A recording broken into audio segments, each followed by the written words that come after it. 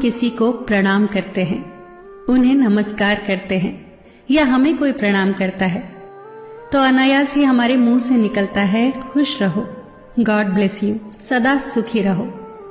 ये जो प्रणाम के उत्तर में हमारे मुंह से निकलते हैं ना, ये कोई साधारण शब्द नहीं है, ये दुनिया के सबसे कीमती शब्द है। आजकल हम इन बातों को महत्व देना बंद करते जा रहे हैं, पर यकीन मानिए जो प्रणाम के जवाब के रूप में आशीर्वाद हमें मिलता है या हम किसी को देते हैं, वो 100% चमत्कारिक शब्द होते हैं, बेशकीमती शब्द होते हैं। एक बहुत प्यारी कथा कहने जा रही हूं। महाभारत का युद्ध चल रहा था।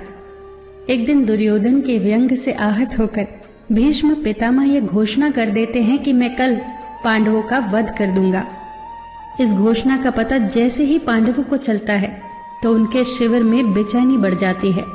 सभी को भीष्म पितामह की क्षमताओं के बारे में पता था, इसीलिए सभी अनिष्ट की आशंका से परेशान हो जाते हैं। तभी श्री कृष्ण द्रौपदी से कहते हैं, तुम अभी मेरे साथ चलो। श्री कृष्ण द्रौपदी को लेकर सीधे पितामह भीष्म के शिविर में पहुंच जाते हैं। श्री कृष्ण स्वयं तो शिविर के बाहर खड़े हो जाते हैं, पर वो द्रौपदी से कहते हैं कि अंदर जाकर पितामह भीष्म को प्रणाम करो।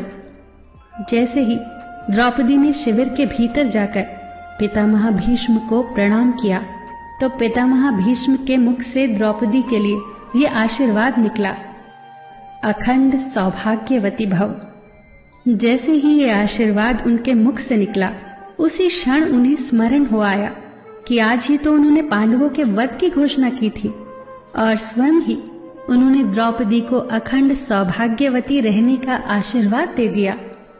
फिर पितामह भीष्म ने द्रौपदी से पूछा, पुत्री, क्या तुम इतनी रात को यहाँ अकेली आई हो या तुम्हें यहाँ श्री कृष्ण लाए हैं? तब द्रौपदी ने कहा, जी पितामह, और वो शिविर के बाहर ही खड़े हैं।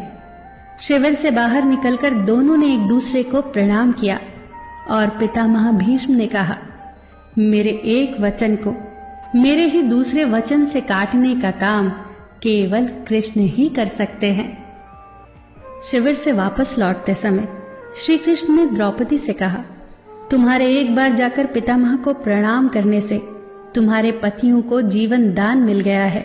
अगर तुम प्रतिदिन भीष्म, धृतराष्ट्र, द्रोणाचार्य आदि को प्रणाम करती होती और दुर्योधन, दुशासन आदि की पत्नियां भी पांडवों को प्रणाम करती होती तो शायद इस युद्ध की नौबत ही न आती। जो हर घर में कलह कलेश का वातावरण रहता है, वो कहीं न कहीं इस बात के मूल से जुड़ा है कि हम संस्कार भूलते जा रहे हैं।